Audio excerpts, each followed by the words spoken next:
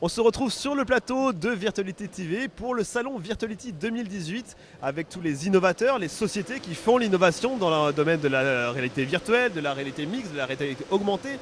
Avec nous, on a Morgane Boucher qui est directeur de l'innovation et le responsable de la VR pour Orange Content. Bonjour. Bonjour l'ADN. Première question, alors Orange et la réalité virtuelle, est-ce que c'est un mariage de raison, mais quelle est finalement votre approche de la réalité virtuelle?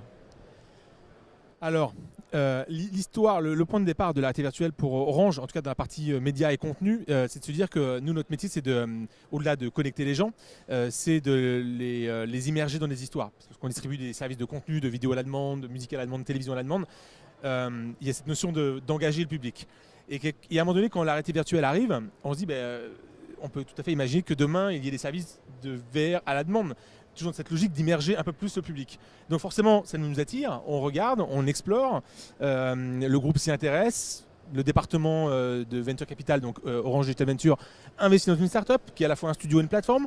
Du coup, on a du contenu, une plateforme et des partenaires, puisqu'on fait des deals de contenu tous les jours chez Orange Content pour la télévision, pour les différents médias, les différents supports.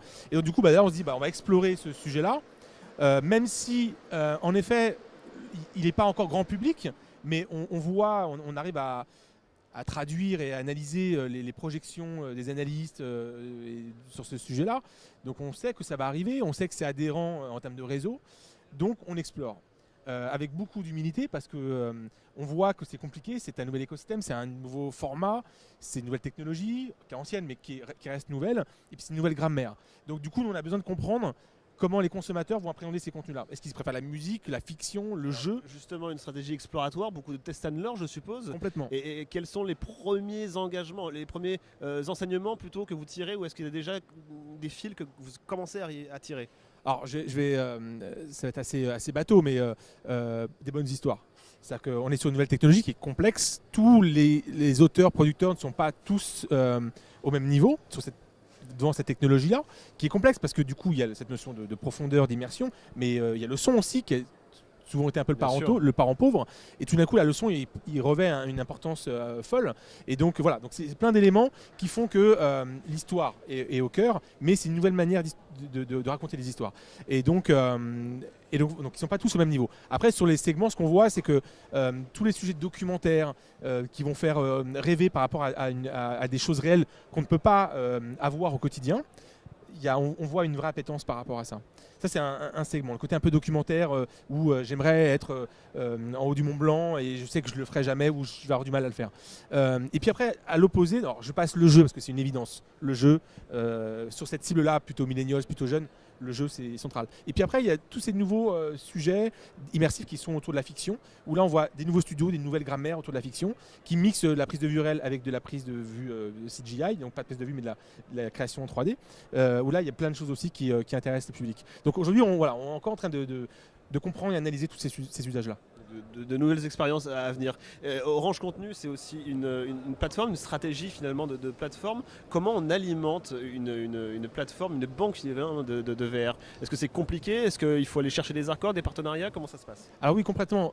Comme je disais, donc on a différents services que l'on opère chez Orange, donc avec des partenariats, des studios hollywoodiens, des studios européens, des studios français, etc. Donc on a déjà des accords avec cet écosystème-là qui, eux aussi, développent des choses sur la VR. Donc on arrive facilement à rajouter avec eux cette notion de VR ou d'AR dans nos projets.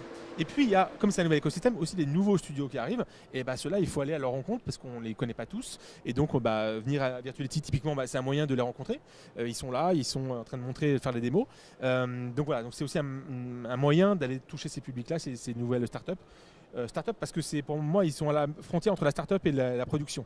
C'est pas uniquement des producteurs, ils sont aussi une notion de technologie, et voilà. Et donc on va les chercher et puis on les rencontre et puis on regarde ce qu'ils ont à proposer et puis on échange et on les met en avant dans cette plateforme-là pour aussi les promouvoir et avoir des retours utilisateurs sur ce type de contenu. Orange est au centre des innovations dans le domaine de la VR et aussi de l'AR, de la réalité augmentée. Quel est selon vous, alors si on prend une vision un peu plus prospective, un peu l'avenir, le futur, dans 5 ans, 10 ans peut-être, de ce secteur-là? Je suppose le tout soutenu par des réseaux tout de même robustes. On parle de 4G mais aussi de 5G pour aller même plus loin que ça? Alors déjà la 5G, donc ça va commencer à arriver l'année prochaine, et puis en 2020 de manière un peu plus mainstream et grand public. Typiquement la 5G ou la fibre vont être vraiment clés dans le développement de ces nouvelles technologies et nouveaux usages, parce que aujourd'hui un fichier de VR c'est 5 à 7 fois plus volumineux qu'un fichier 4K. On sait qu'aujourd'hui les créateurs se limitent aussi en amont, parce qu'ils ont conscience que les machines ne sont pas toutes prêtes à supporter de tel poids et tel fichier en termes de processing, en termes de bande passante, s'il faut attendre 1 heure pour télécharger son fichier. Bref, demain, donc, les réseaux très, très haut débit, donc comme la fibre ou la 5G, vont vraiment faciliter tout ça. Pour répondre à la question sur le futur, mais je ne vais rien inventer, mais on parle beaucoup de social et on sait que le social a toujours été clé dans les expériences de contenu. On le sait, on aime partager sur Facebook, quand on regarde la télévision pour la 20e fois le même film, on sait qu'on n'est pas seul et on est en réseau tout le temps autour des contenus. Et je pense que la VR, c'est encore plus ça, sauf qu'on va vraiment le vivre, on va pouvoir vraiment peut-être même se parler, se toucher lorsqu'on vivra des expériences ensemble. Facebook est dans cette voie-là, avec tous ces mondes virtuels qui vont revenir au devant de la scène, qu'on avait vu il y a quelques années, mais qui vont revenir. Il y a le film Ready Player One qui va être aussi un élément un peu déclencheur, parce qu'il va montrer un peu la voie de ces mondes virtuels. Donc le social, typiquement, c'est un élément clé avec la connexion très haut débit. Donc le partage finalement des émotions et des sentiments entre tout le monde. Voilà peut-être à quoi sera le demain, le futur de la VR et de l'AR. Exactement. Merci beaucoup. Merci.